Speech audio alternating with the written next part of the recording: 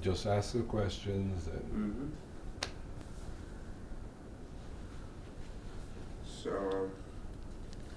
So how does it feel to be progeny of an immigrant? Well, I am very proud of being of Puerto Rican descent. Actually, no. One second. Tell me your name. Okay, my name is Reverend Dr. Felix Colon. Okay, could you spell that for me? Felixcolon. Okay. Reverend Dr. Felix Colon. All right. So I'm gonna change up the question. What stories did your parents tell you about them being immigrants? And well, we have been in this city for the last 46 years, and I never knew the problems that immigrants faced coming from New York, what they faced in New York, until we came here to Pennsylvania 42 years ago, where there were only 6 Puerto Rican families in this city, 2 Cuban families, 2 Colombian families, and 1 Dominican family. And it was very, very hard because we clicked as a can we start this question over? Could you bring your bottom just back towards the chair a little bit more so you can stand up? Okay. ¿Se ve mejor así? Sí, sí.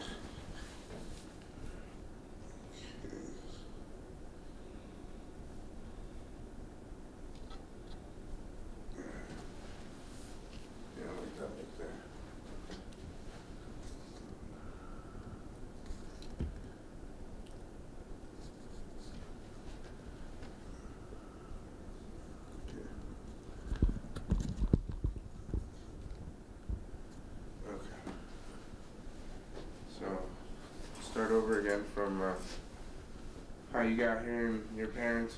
Well, we moved here to Allentown back in 1969, November of 1969. When we first moved here, there were only 6 Puerto Rican families, 2 Dominican families, 1 Peruvian family, and 1 Cuban family. And we stuck together like glue because there was no Spanish radio, no Spanish TV here in Allentown, and it was very hard times here in the city of Allentown because there was a lot of racial conflict among the blacks and the whites, and then being an immigrant from Spanish descent, it was very, very hard to live here. For instance, my mother was the first Latina, the first Spanish-speaking teacher to teach at DRF High School in the ESL program, the bilingual program, and they treated her like dirt. My mother worked also for AT&T for many, many years, and it was so hard that they wouldn't even accept your blood. I'm not going to mention the name of the company here in Allentown, but there was a company here in Allentown that if you were Latino, they would not accept your blood to donate your blood for a blood drive. And my mother went through that type of humiliation. Here at the school, at the DRF High School, I had teachers that would tell us, you guys are never going to amount to anything. You're only a statistic. You'll probably be at the 4th Street County Jail because you're not going to amount to anything. That was the type of influence that we were receiving from our educators at that particular time. And it was very hard, our first beginnings being here in the city of Allentown. It was very hard to be an immigrant 30 years ago. Very, very hard. So you're saying that your parents left Puerto Rico? Yeah, my parents left Puerto Rico. My mother was 16 when she arrived here to the U.S., and my father was 21. And what types of experiences did they have and stories did they tell you? Very, very hard. I mean, my mother was called a spick. Right, the question, put it into the answer. So say things that my mom went through were simple as you know, something like Y that. acciona con las manos también. Well, there were a lot of times that my mother, when she first came here, she went to live in Washington, D.C. And when she went to live to Washington, D.C., when she came from Puerto Rico. I'm going to need you to say, when my mom came here when she was 16 from Puerto Rico, because that you started, you said before. So, start. All right. My mother came to this country when she was 16 years old. And she went to live to Washington, D.C. because her oldest brother lived there. He worked for the federal government. And it was very hard. She said it was very hard for her because when she went to get in the bus, they told her she had to go back and sit in the back of the bus because she was considered black at the time, just because she was a little bit tanned. They would not give her work in many places because she was a Spanish-speaking person.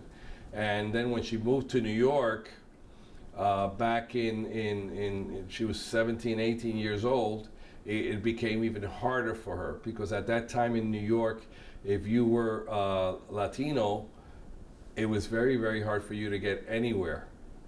But my mother spoke the language when she came here and everything. So language barrier she did not have because she was educated enough with her linguistics. But it was very hard for her to get a job, but she was a survivor and she taught us how to survive in hostile atmosphere that Latinos were having at that time when she first came to this country. All right.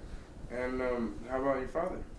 My father, when he came here, it was very hard for him, but he was lucky because he was a hard worker, so he made it everywhere. He worked for the Hilton Company for over 25 years, and then he worked for AT&T for another 30-some years. So he was very, very much,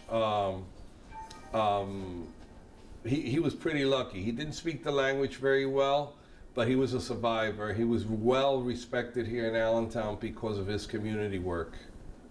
So, based on that, how he surpassed the stereotype. Well, and what lessons would you tell our children? Ignore them. So work the question into that. Okay, my father always taught us that if someone calls you a name, just bless them, keep going, because never let anyone talk down to you or tell you you're not going to amount to anything.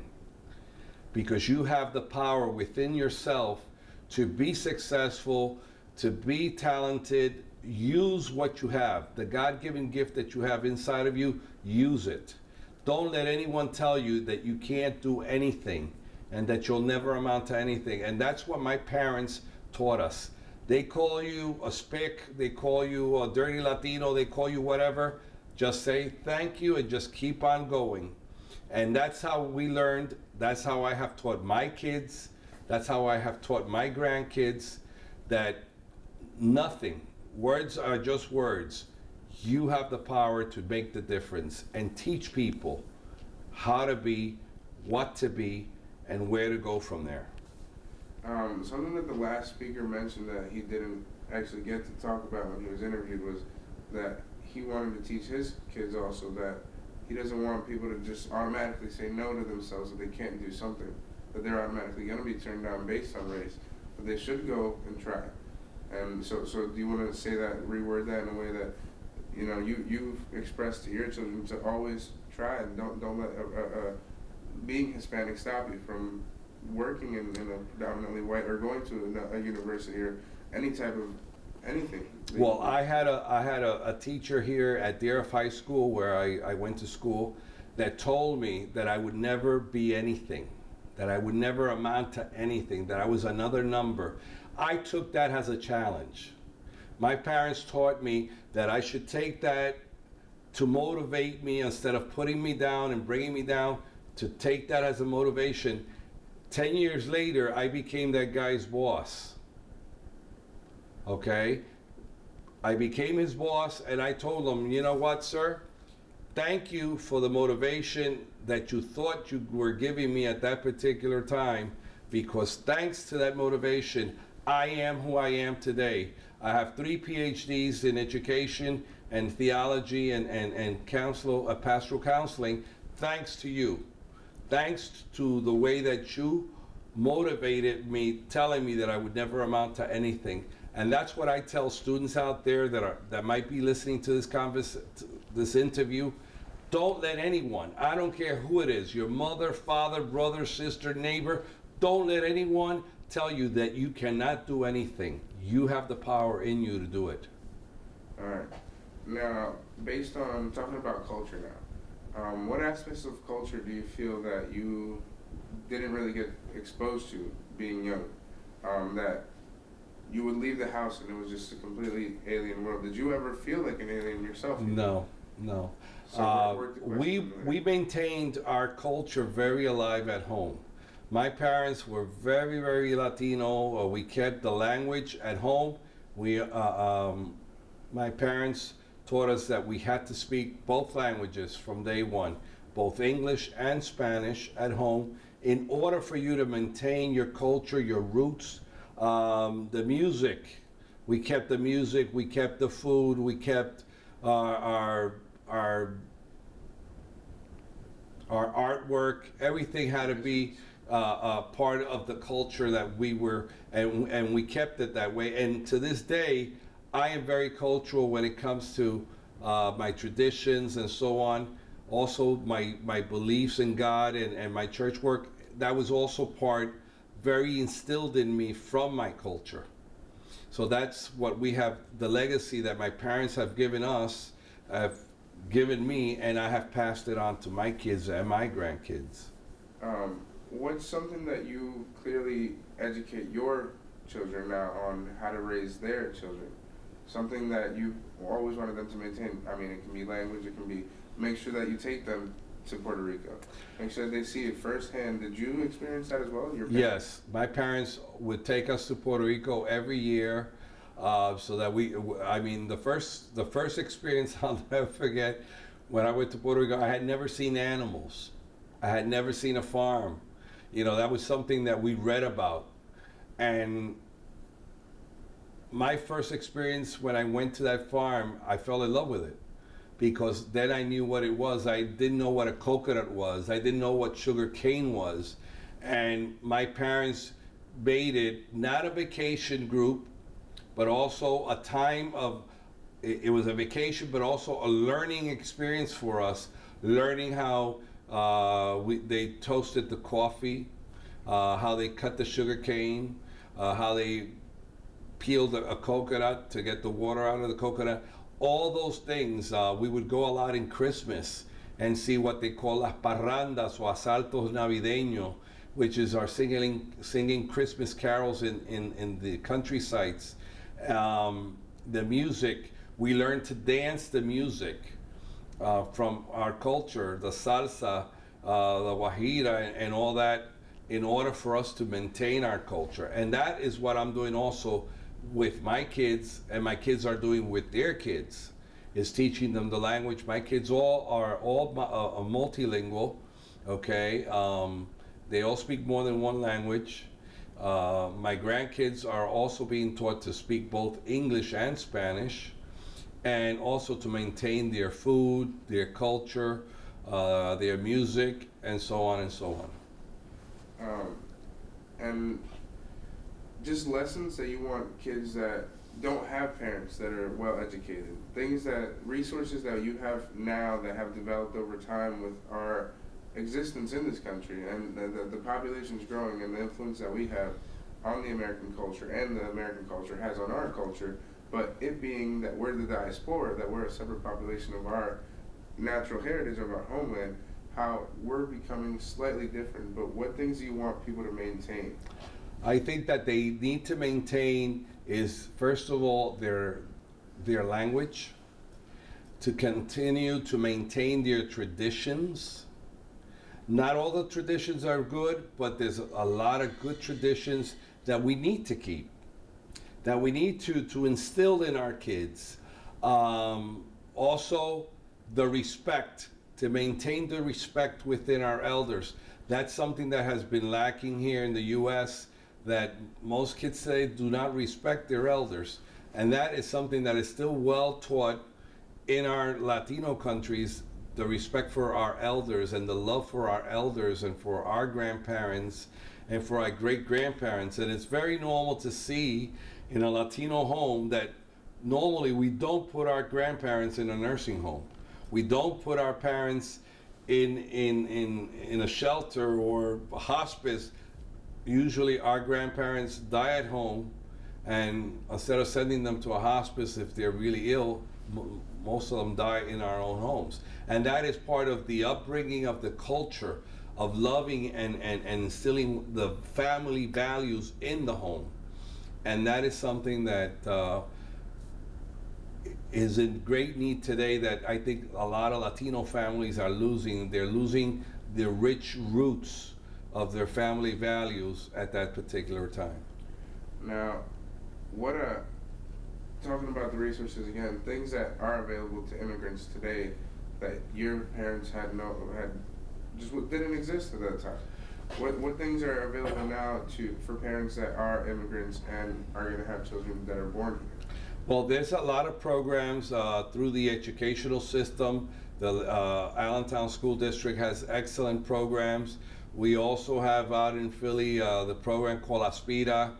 We have a lot of different programs right here in the Lehigh Valley, Boy Scouts, Girl Scouts. We have,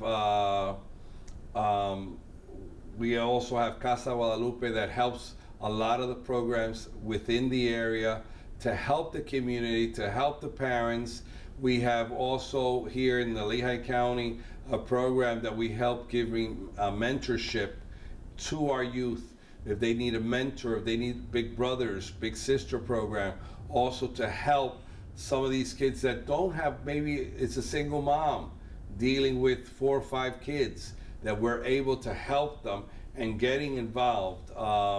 And there's a lot of other different programs that social services have here in the Lehigh County in order for us to help our kids. And for the parents. And for the parents, yeah. So like learning English, understanding finances, understanding the tax laws, understanding immigration, becoming a citizen, becoming naturalized. Like, right. Talk about that process and how your parents. Well, right now, we have an agency here in the city called Catholic Services that have all these programs. They have the English program.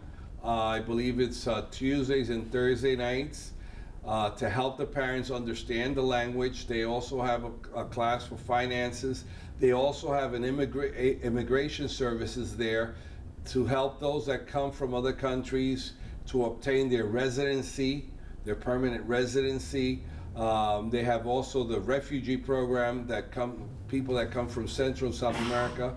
Right now we have a lot of Cubans coming into the area that are being helped through Catholic Services. And those are programs that we're giving them to help the kids adjust in school again, to adjust to the culture, and for parents to help them adjust to the way things are done in this country, help them get immersed into the culture here of this country. Now, also, so you're saying that you want people to become educated on the American culture and to maintain both. Maintain your Latino roots, but also learn another culture. You're a better person when you learn more than what you need to. It's like a person that knows 2 or 3 languages. You know, you're worth more than one person that knows one. And it's not that you're better than them, but that opens a lot of avenues and a lot of doors for you to get ahead in life. All right. Anything that you've thought that you wanted to tell someone that you didn't know how to? Just, we're in America, the land of all possibilities, you know, but just don't forget where you came from. And be yourself, you know, and what I'm saying is how can we educate our children to remember that? Well, I think first of all, the first thing that we need to do to teach our kids is that we have to be good role models. Unfortunately, there's a lot of parents out there that are not good role models to their kids. So the kids are gonna go and lose whatever family values they have, they might lose them. But I think part of maintaining the culture maintaining who we are, what we do, where we go, is first of all, as parents, be models. Because a lot of our youth today, Latino youth here, a lot of Latino parents come to this country, they work 2 and 3 jobs to provide for their kids what they didn't have in their country, but then kids lack the most important thing, which is that quality time of nourishment. How was your day? How was your school? What did you do? Who are your friends? And sometimes we're not good role models. The first thing we need to do is just be, first of all, be good role models. Keep an open communication between my kids and I. Keep a good communication. Be a parent, be a friend, be a confidant to your kids. Third, be there whenever there's a need. Educate them, teach them, show them your culture. Be proud of who you are and what you are. And fourth, motivate them. Let them know that they are talented, that they could be creative, that they could be people that motivate others, that you have a God-given talent. Go for it. Don't let no one stop you. All right. You were talking about something there that you want people to maintain the culture, but being that what the point of the video is to educate the kids that were born here already, and that their kids are going to be born here. Now, how can they better themselves in getting a closer relationship to their culture? And for their kids, what parts of the culture do you wish that their kids learn? So, let's say, go out and buy food, buy Spanish food, enjoy Spanish food, or cook Spanish food at home. Some people are going out and buying Burger King all the time because they don't have the time. You know, that they came from somewhere that they had to work all the time. Mm-hmm. And when they're in this society, now they're going to be in the same type of labor force.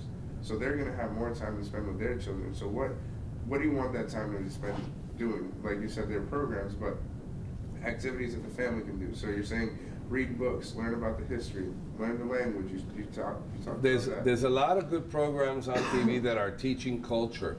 If you can't find it, there's a public library here. Get tapes, videos from if you're from Dominican Republic or Puerto Rico, Cuba, get them to know their roots. Get them to know where they come from. I know it's not an easy task when you're immersed into a culture that everything's so Americanized and really we're such a melting pot in this country with so many different cultural groups. But be there, teach them, get involved in your church community, in your community with different programs that we have. We have a lot of programs here. Ola has several programs per year. Even our magazine here, Lehigh Valley Latino, is always inviting people to the different activities that are family activities, but also other activities to get them involved with their culture and maintain your culture at home. That's the first thing that we need to do, is maintain that culture at home and look for avenues where they could always have a learning experience. Teach your kids when they're little how to cook Latino food, why we do this, and don't teach them how to cook something. Always tell them a story. This is the way my grandmother used to do this. My grandpa used to milk the cows this way. Teach them all that, because that is so rich. I mean, we see it as something corny, but it's not corny.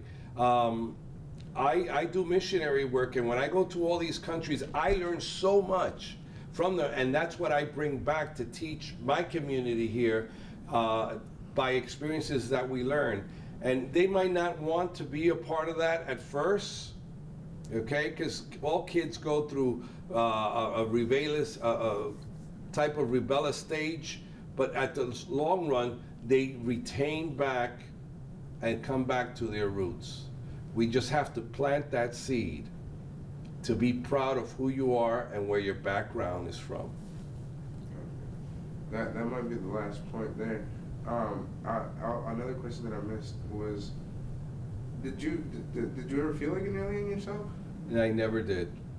So talk about that experience and how you saw other people that felt so different. Well, I got over it. I never felt alienated because I think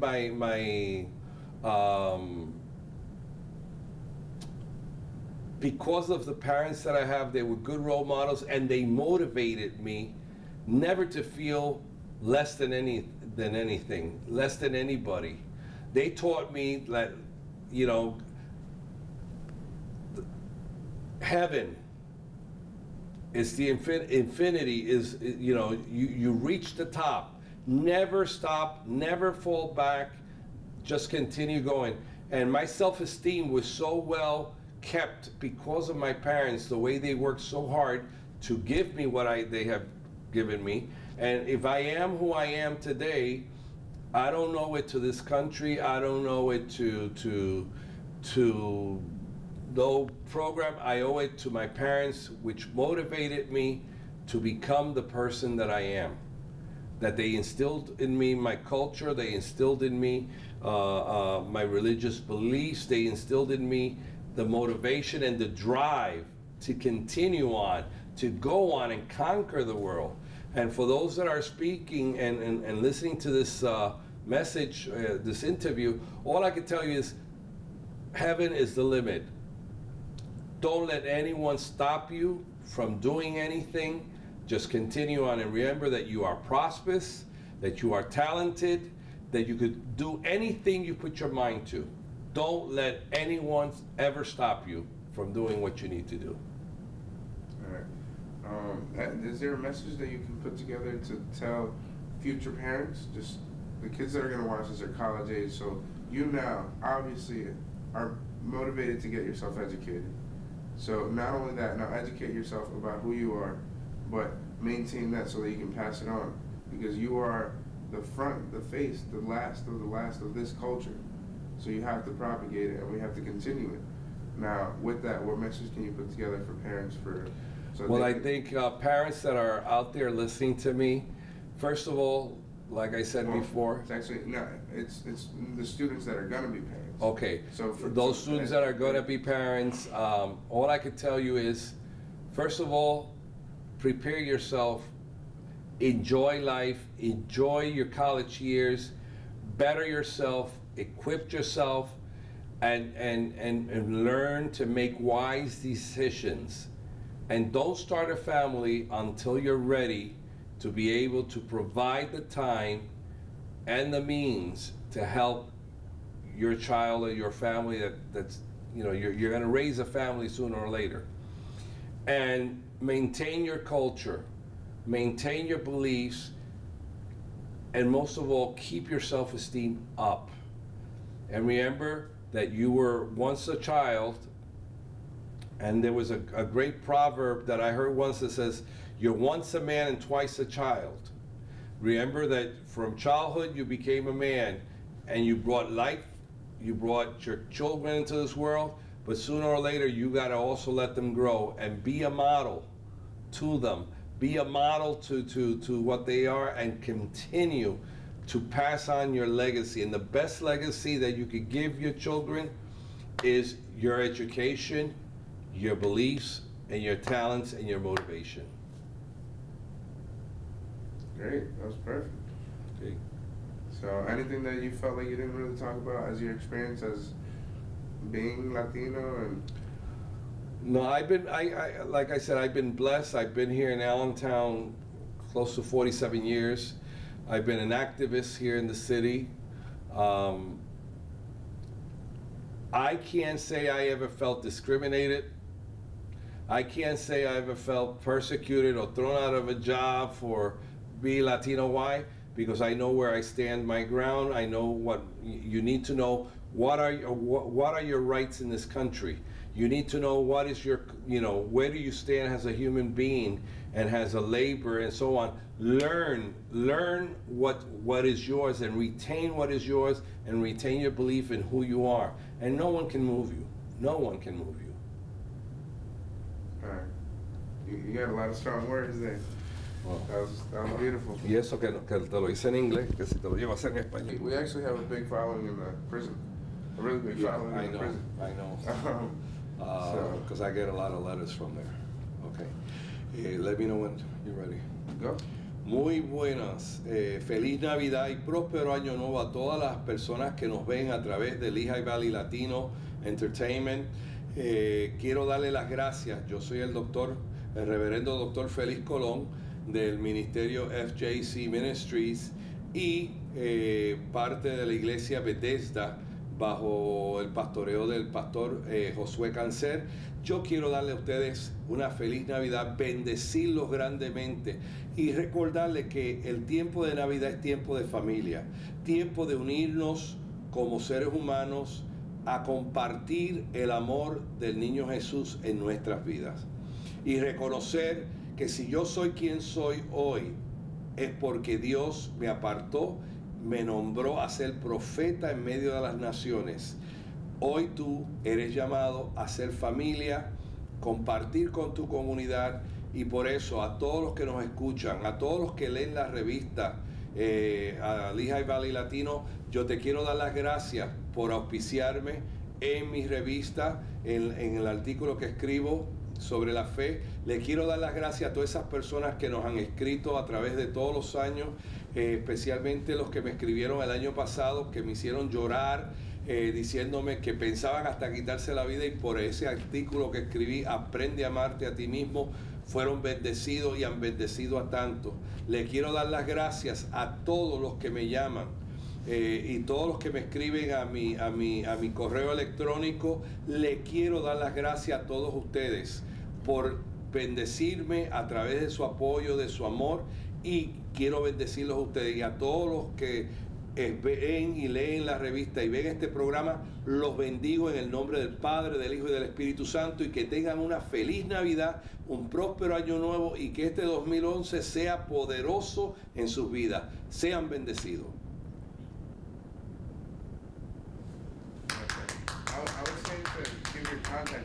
Oh no, that you can put it down. ¡Ay, qué linda! ¡Dios mío! Hombre que sabe hablar, pobrecito, tú estás